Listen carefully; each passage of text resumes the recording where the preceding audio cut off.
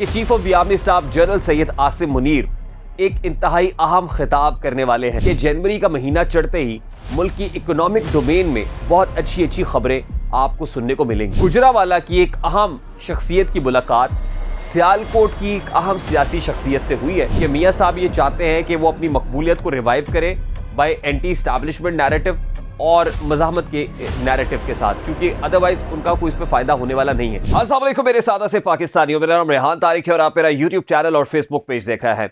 Chief of the army staff general Syed Asim Munir America का इंतहाई अहम दौरा करके वतन वापस लौट गए हैं।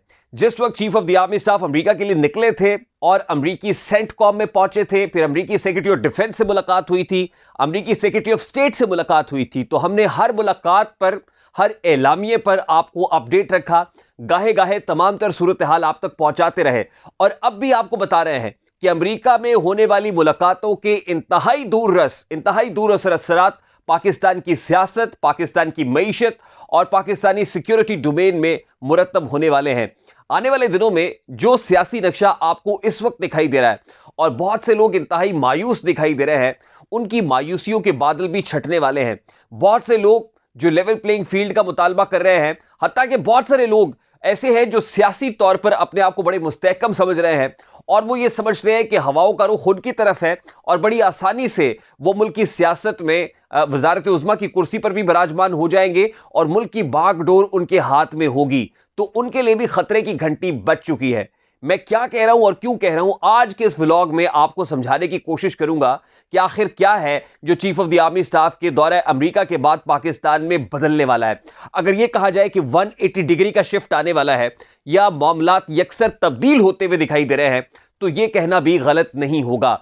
मैं आज के इस व्लॉग में आपको इस तमाम तर सूरत हाल को समझाने की कोशिश करूंगा, अहाता करने की कोशिश करूंगा कि क्या है जो अमेरिका में हुआ है और उसके बाद क्या है जो पाकिस्तान के सियासी मंजरनामे में होने जा रहा है। लेकिन उससे पहले मैं इंतहाई अदब से आपसे रिक्वेस्ट करूंगा कि अगर आपने हमारा चैनल सब्सक्राइब नहीं किया है तो चैनल को सब्सक्राइब कर लें। अगर वीडियोस पसंद आती हैं तो लाइक और शेयर करना भी मत भूलिए और अगर आप बेल आइकन प्रेस करेंगे तो ऐसी बहुत सारी वीडियोस आपकी नजर से गुजरती रहेंगी। तो चलिए बाकायदा तौर पर इस व्लॉग का आगाज करते हैं। सबसे पहले आपको बता दें कि chief of the army staff general Syed Asim Munir एक इंतहाई अहम खिताब करने वाले हैं। जनरल आसिम मुनीर का खिताब यानी chief of the army staff का यह खिताब यकीनन मुल्क किसी मार्शल लॉ का मुतहम्मिल तो नहीं हो सकता और ना ही मार्शल लॉ लगने की उम्मीद भी है, क्योंकि बहुत से लोगों को मायूस होकर यूं लगता है कि जैसे मुल्क की मामलात अब पॉलिटिकल स्टेक होल्डर्स के हाथ से निकल के तो सिक्योरिटी इस्टेब्लिशमेंट के हाथ में जाने वाले हैं, या उसी तरह जैसे जनरल ज़ियाउल हक की आमरीत का दौर था, जनरल अयूब की आमरीत का दौर था, या जनरल परवेज़ मुशर्रफ थे, तो ऐसा ही कोई मार्शल लॉ मुल्क पर मुसल्लत कर दिया जाएगा और अल्टीमेटली मामलात सारे के सारे मिलिट्री इस्टेब्लिशमेंट के हाथ में होंगे। इसमें कोई दो राय नहीं है कि मामला और भी कई तरीके से मिलिट्री इस्टेब्लिशमेंट के हाथ में होते हैं। डोरियां और भी तरीके से खींची जा सकती हैं जिसको सिविलियन मार्शल लॉ कहते हैं। इसकी कोई ऐसी सूरत भी हो सकती है, लेकिन मेरे सादा से पाकिस्तानियों मायूस होने की ज़रूरत नहीं है, क्योंकि मायूसी के बादल छटने वाले हैं। सबसे पहले तो आपको ये बता दूं कि जनवरी का महीना चढ़ते ही मुल्क की इकोनॉमिक डोमेन में बहुत अच्छी अच्छी खबरें आपको सुनने को मिलेंगी। मुल्क की इकोनॉमिक डोमेन में सबसे पहली और सबसे बुनियादी और अच्छी खबर ये होगी कि IMF के साथ हमारे मामलात मैच्योर हो जाएंगे। और आपको मैं ये भी बता दूं कि as far as economy is concern तो अमेरिका की तरफ से पाकिस्तान को दो टोक अंदाज में ये बता दिया गया था कि जब तक मुल्क में पॉलिटिकल स्टेबिलिटी नहीं आती, पॉलिटिकल स्टेबिलिटी से मुराद यह है कि मुल्क में जब तक free and fair transparent manner में इलेक्शंस नहीं हो जाते तब तक मामलात आगे नहीं बढ़ेंगे। यानी अगर आप ये कहते हैं कि IMF के साथ मामलात मैच्योर हो जाए, आपको जो इंटरनेशनल डोनर्स हैं वो पैसे दे दें, इंटरनेशनल डोनर से मुराद इंटरनेशनल क्रेडिटर्स हैं, इंटरनेशनल क्रेडिटर्स की तरफ से आपको पैसे उधार पे मिल जाए, तो ऐसा बिल्कुल नहीं हो सकता जब तक मुल्क के अंदर सियासी अदम इस्तेहकाम होगा या सियासी गैर यकीनियत होगी। तो इसके ऊपर तो अमेरिका बहादुर को भी ये श्योरिटी कराई गई है कि मुल्क के अंदर ट्रांसपेरेंट इलेक्शंस होंगे। सबसे पहले तो chief of the army staff के वो जुमले आपको याद रखने चाहिए जो उन्होंने अमेरिका में दोहराए, और उनका ये कहना था कि मार्च से पहले पहले मुल्क में इंतखाबात हो जाएंगे। लॉजिस्टिक सिचुएशन की वजह से हो सकता है कि चंद दिन आगे पीछे हो जाए, लेकिन उसका मामला भी अब सुप्रीम कोर्ट ऑफ पाकिस्तान ने बिल्कुल बांध दिया है कि 8 फरवरी को बाहर सूरत इंतखाबात होने ही होने हैं। और अब मुल्क में जो ये समझता है कि इंतखाबात आगे पीछे होंगे, उसको ये बिल्कुल इस मामले से पहलू तही कर देनी चाहिए, दामन छुड़ा लेना चाहिए। इस सोच को भी झटक देना चाहिए, इस ख्याल को भी झटक देना चाहिए कि मुल्क में इंतखाबात कहीं आगे पीछे होने जा रहे हैं। मुल्क में इंतखाबात 8 फरवरी को होने जा रहे हैं और ये लोकल इस्टेब्लिशमेंट का फैसला नहीं है, बल्कि ये इंटरनेशनल इस्टेब्लिशमेंट का भी फैसला है। इंटरनेशनल इस्टेब्लिशमेंट ने ये कह दिया है कि मुल्क में इंतखाबात ही आपके बहुत सारे मसाइल का वाहिद हल है। तो सबसे पहले तो मुल्क में इंतखाबात की एक अच्छी खबर हमें सुनने को मिली और उसके साथ साथ ही मुल्क की इकोनॉमिक डोमेन में बहुत सारी अच्छी खबरें हमें नए साल की इब्तिदा से ही सुनने को मिलती रहेंगी और IMF के साथ मामलात भी हमारे जनवरी के आगाज में ही मैच्योर होने जा रहे हैं। नंबर 1। दूसरा जो SIFC का प्लेटफॉर्म है, स्पेशल इन्वेस्टमेंट फैसिलिटेशन काउंसिल, हमें मिडिल ईस्ट से बहुत सारे पैसे मिलने जा रहे हैं और अमेरिका को भी इस सारे मामले में ऑन बोर्ड ले लिया गया है, एतमाद में ले लिया गया और उनको बता दिया गया है chief of the army staff की तरफ से कि आप बस गो हेड दें, यानी आपकी तरफ से मामला ठीक हो। जो मिडिल ईस्टर्न कंट्रीज है, जो गल्फ रीजन है, वो हमारी मदद को तैयार है और बहुत सारी इन्वेस्टमेंट्स भी आने वाली हैं। अब ये तो हो गया इकोनॉमिक डोमेन का मामला, लेकिन उसके साथ साथ जो पॉलिटिकल डोमेन है उसके अंदर भी अमेरिका बहादुर की तरफ से ये कह दिया गया। आपको याद होगा कि जिस वक्त chief of the army staff America पहुंचे थे तो अमेरिका के लिए वो निकले ही थे कि यहां पर मिलिट्री कोर्ट्स के अंदर सिविलियंस के ट्रायल के मामले पे सुप्रीम कोर्ट ऑफ पाकिस्तान ने फैसला दे दिया था। अब सुप्रीम कोर्ट ऑफ पाकिस्तान ने सिविलियंस के मिलिट्री कोर्ट में ट्रायल को लेजिटिमेसी दी, लेकिन अमेरिका की तरफ से इस मामले पर भी खासा प्रेशर है। अच्छा, मैं ये क्या कह रहा हूं, क्यों प्रेशर है और ये इस प्रेशर की इंडिकेशन कहां से आ रही है, जरा ये मामला भी मैं आपको समझाने की कोशिश करता हूं। मेरे सादा से पाकिस्तानियों, आज से चंद रोज पहले गुजरावाला की एक अहम शख्सियत की मुलाकात सियालकोट की एक अहम सियासी शख्सियत से हुई है और सियालकोट की इस अहम सियासी शख्सियत का ताल्लुक पाकिस्तान मुस्लिम लीग नून से है। अब आपको याद होगा कि शहबाज शरीफ साहब जब मियां साहब, बड़े मियां साहब के पास लंदन में एक पैगाम लेकर गए थे, जिसके बाद बड़े मियां साहब का बयानिया बिल्कुल सॉफ्ट हो गया था, तो उस वक्त भी वो गुजरावाला के अंदर इसी शख्सियत से मुलाकात करके वो लंदन पहुंचे थे और लंदन जब पहुंचे तो मियां साहब का टोन और टेनर बिल्कुल तब्दील हो गया।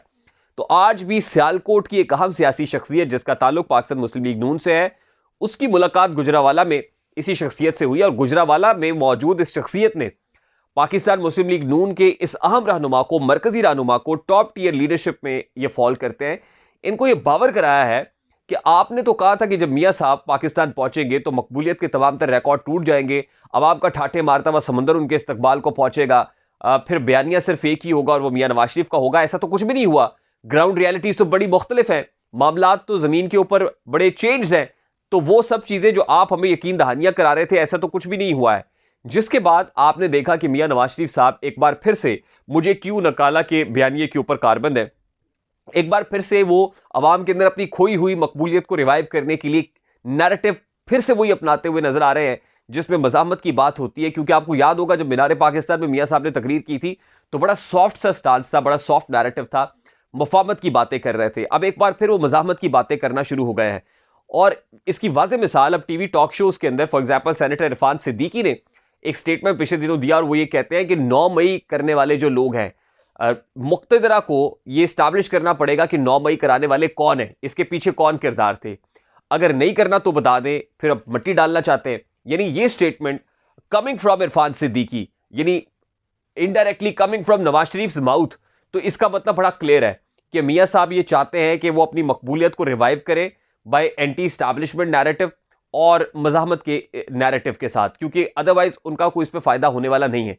फिर आसिफ, आपको याद होगा कि जो हमारे साबिक वज़ीर दिफा है ख्वाजा आसिफ साहब, उन्होंने भी ये स्टेटमेंट दिया कि जनरल फैज़ हमीद और जनरल बाजवा आर्मी मेस के अंदर लोगों को बुला के डायरेक्शंस दिया करते थे। तो इसका मतलब ये है कि अब पाकिस्तान मुस्लिम लीग नून ने एक बार फिर से अपनी तोपों का रुख इस्टेब्लिशमेंट की तरफ करना शुरू कर दिया है। बेशक अभी वो पुरानी इस्टेब्लिशमेंट है, क्योंकि नई इस्टेब्लिशमेंट के साथ they feel like they are moving hands in hands. पुरानी इस्टेब्लिशमेंट पुराने जजों के खिलाफ जो है खम ठोक कर मैदान में आ गए हैं और उससे उन्हें लगता है कि पॉपुलैरिटी रिवाइव हो सकेगी।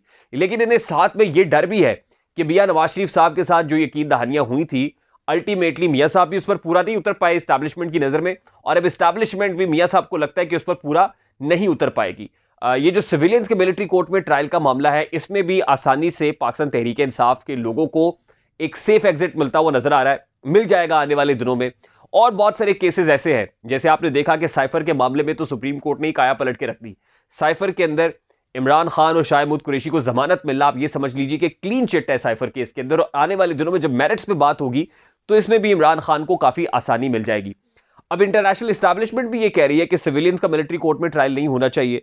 इंटरनेशनल इस्टेब्लिशमेंट ये कह रही है कि अगर ट्रांसपेरेंट और फ्री एंड फेयर मैनर के अंदर आपने इलेक्शन कराए तो हम आपके साथ हैं, और वो तभी हो सकता है जब आप मुल्क की एक बड़ी जमात को कॉर्नर्ड ना करें। ठीक, जब आप एक मुल्क की बड़ी जमात के पॉलिटिकल प्लेयर को इंतखाबात के अंदर कंटेस्ट करने का मौका दें। उसके बाद आप ये देखिए कि पेशावर हाई कोर्ट में आज पीटीआई दरवाज़ा खटखटाने जा रही है और मामला सिंबल का है। उसमें भी कभी इम्कानात ये हैं, अब पीटीआई इस्लामाबाद हाई कोर्ट नहीं गई, पीटीआई किसी और हाई कोर्ट में नहीं गई, वो पेशावर हाई कोर्ट गई है। तो पेशावर हाई कोर्ट से भी कभी इम्कानात है कि इस मामले के ऊपर पीटीआई को स्टे मिल जाए।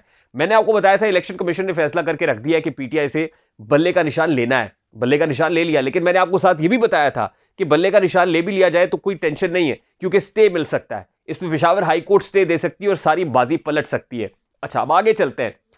अब आर्मी चीफ गुज़श्ता रोज क्राइस्ट चर्च रावलपिंडी के अंदर कोर कमांडर रावलपिंडी के हमरा जलवागर हुए, यानी पहली बार दिखाई दिए। उन्होंने बहुत सारी ऐसी बातें की कि मनफी प्रोपेगेंडा और मुल्क दुश्मन अनासर की जो है सरकूबी के लिए बहुत ज़रूरी है कि हम बामी इत्तेहाद के साथ चलें। अक़लियतों के हवाले से भी उन्होंने बहुत सारी बातें की, मुल्क के हवाले से भी बहुत सारी बातें की। एक खिताब तो उनका आ गया, लेकिन आपको किस्तवार chief of the army staff के बहुत सारे खिताबात आने वाले दिनों में जो है वो सुनने को और देखने को मिलेंगे, और बड़ी इंपॉर्टेंट बड़ी अहम किस्म की बातें होंगी। और chief of the army staff, अगर ये कहा जाए कि जो मुल्क के इलेक्शंस वाला मामला है इसकी कमान भी अपने हाथ में लेने वाले हैं। और जो बातें अमेरिका के अंदर हुई हैं, अमेरिका में होने वाली उन तमाम तर बातों को ना सिर्फ एग्जीक्यूट किया जाएगा बल्कि मेक श्योर किया जाएगा कि जैसी यकीन दहानी कराई गई है वहां पे, उस यकीन दहानी के बिल्कुल बेआईन ही अमल कराया जाए, बिल्कुल वही बातें हों जो वहां पर जो कमिटमेंट्स दे के आए हैं। अगर तो इसी तरह से मामला चलेगा तो बहुत सारे लोगों के लिए दर्द सर बनने वाला है। यानी बहुत से लोग जो समझ रहे हैं कि हमारे पास इक़्तिदार आने जा रहा है या इक़्तिदार का हुमा हमारे सर बैठेगा, तो उनको ये खामख्याली दूर कर लेनी चाहिए, क्योंकि अब ये बातें होना शुरू हो गई हैं कि मियाँ साहब को वापस भी नहीं जाने दिया जाएगा। यानी वो जो कहा जा रहा था ना कि लाया जाएगा और उसके बाद मियाँ साहब फंसेंगे तो वापस भी नहीं जाएंगे, यहीं पर रहेंगे। चौथी बार वज़ारत उज़्मा का ख्वाब भी चकनाचूर हो सकता है, क्योंकि मकबूलियत के हवाले से इमरान खान ने ऐसा दर्द सर किया हुआ है या नाक में दम किया हुआ है कि बहुत सारे लोग जो सोच रहे थे कि खान माइनस हो गया है, वो आपके आने वाले दिनों में प्लस ही प्लस होता हुआ भी महसूस होगा। मुझे रेहान तारिक को इजाज़त दीजिए, अपना बहुत सारा ख्याल रखिएगा।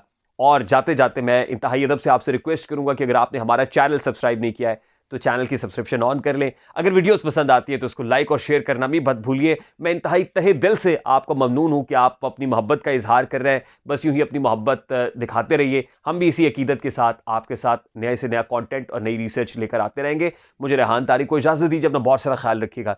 अस्सलाम वालेकुम।